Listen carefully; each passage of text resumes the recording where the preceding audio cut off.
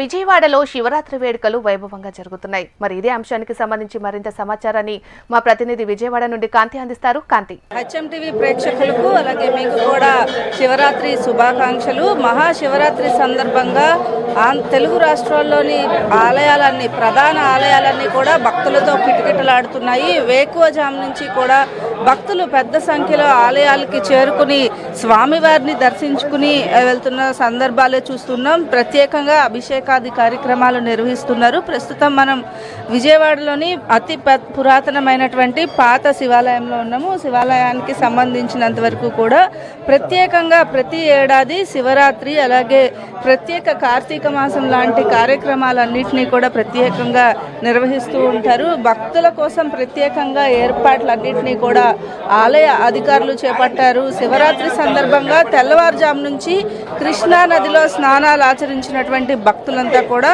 స్వామివారిని దర్శించుకునేందుకు పెద్ద సంఖ్యలో వేచి చూస్తున్న పరిస్థితి కనిపిస్తోంది. తెల్లవారుజామున 3 గంటల నుంచి కూడా స్వామివారి దర్శనం కోసం వేచి చూస్తున్న పరిస్థితి ఉంది. క్యూ లైన్స్ అన్ని సజావుగా సాగేలాగా భక్తుల కోసం ప్రత్యేకమైనటువంటి ఏర్పాట్లను కూడా ఆలయ అధికారులు చేపట్టారు. ఆలయానికి సంబంధించినంత వరకు కూడా ప్రత్యేకమైనటువంటి ఏర్పాట్లన్నీ చేయడం అనేది ప్రతి సంవత్సరం ఆనవాయితీగా వస్తోంది. శివరాత్రి సందర్భంగా ఎటువంటి ఏర్పాట్లు ఉన్నాయి అనేది మనతో మాట్లాడడానికి ఆలయ అర్చకులు ఉన్నారు. ఆయన అడిగి తెలుసుకుందాము.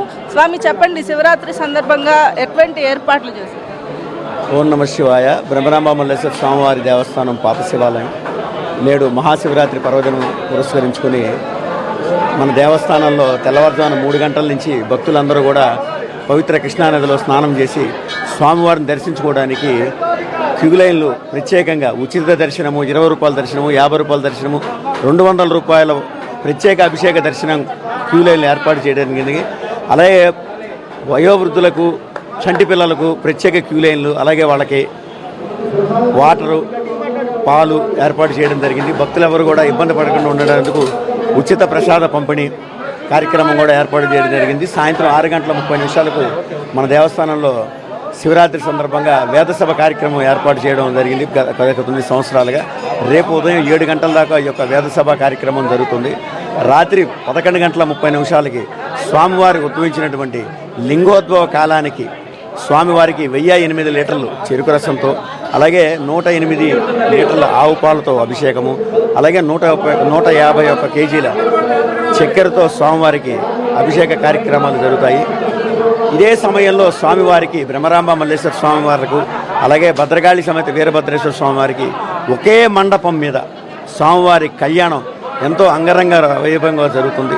భక్తులందరూ కూడా ఈ యొక్క కార్యక్రమాలన్నింటిలో కూడా పాల్గొని శివరాత్రి మహాపర్వదినాన జాగరణ ఉండి వారి వారి కోరికలు నెరవేర్చుకోగలరని చెప్పి భక్తులందరికీ కూడా తెలియజేసుకుంటున్నాము.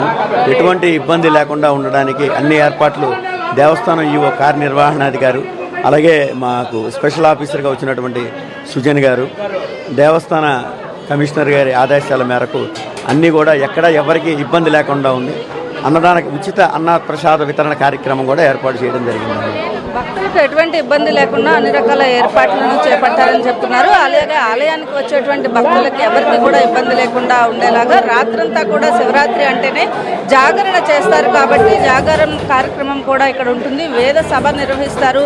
పురాతన శివాలయం కాబట్టి పెద్ద సంఖ్యలో జాగరణ చేసేందుకు కూడా ఈ ఆలయానికి భక్తులు పోటెత్తుతూ ఉంటారు. ఈ రాత్రి 11:45 నుంచి రేపు తెల్లవారుజామున వరకు కూడా వేద సభ నిర్వహించడానికి అన్ని ఏర్పాట్లు చేశారు. ముఖ్యంగా విజయవాడలోని అన్ని శివాలయాలు కూడా శివనామ స్మరణతో మారుమ్రోగుతున్నాయి. మీనాక్షి.